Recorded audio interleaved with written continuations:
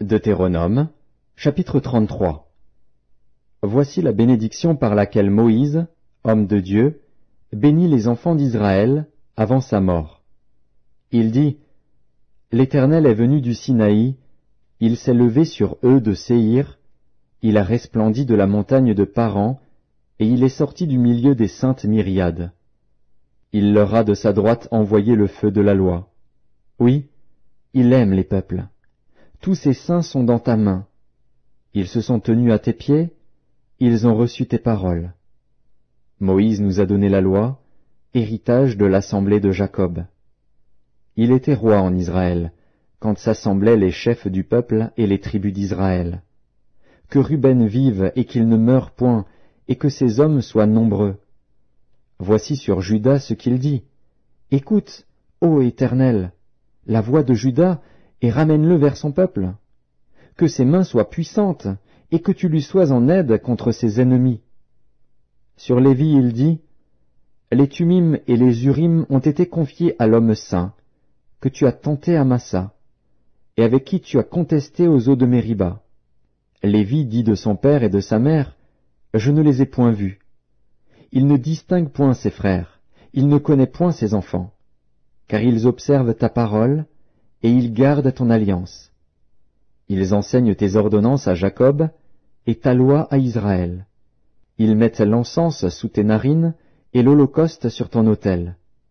Bénis sa force, ô Éternel. Agrée l'œuvre de ses mains. Brise les reins de ses adversaires, et que ses ennemis ne se relèvent plus. Sur Benjamin il dit, c'est le bien-aimé de l'Éternel. Il habitera en sécurité auprès de lui. L'Éternel le couvrira toujours, et résidera entre ses épaules. Sur Joseph il dit, son pays recevra de l'Éternel, en signe de bénédiction, le meilleur don du ciel, la rosée, les meilleures eaux qui sont en bas, les meilleurs fruits du soleil, les meilleurs fruits de chaque mois, les meilleurs produits des antiques montagnes, les meilleurs produits des collines éternelles, les meilleurs produits de la terre et de ce qu'elle renferme.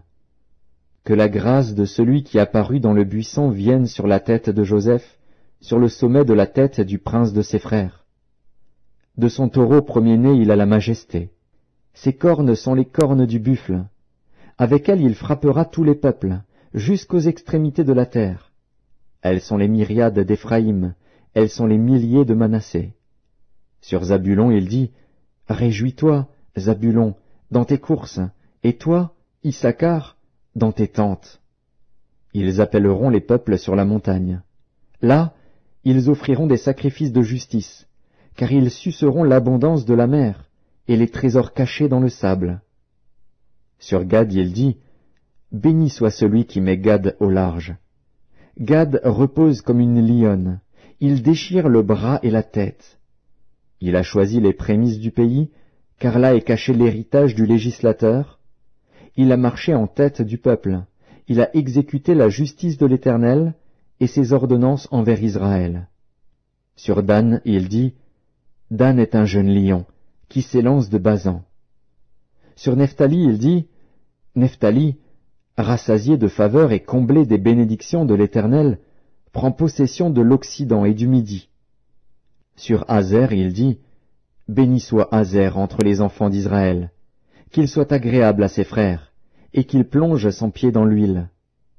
Que tes verrous soient de fer et d'airain, et que ta vigueur dure autant que tes jours.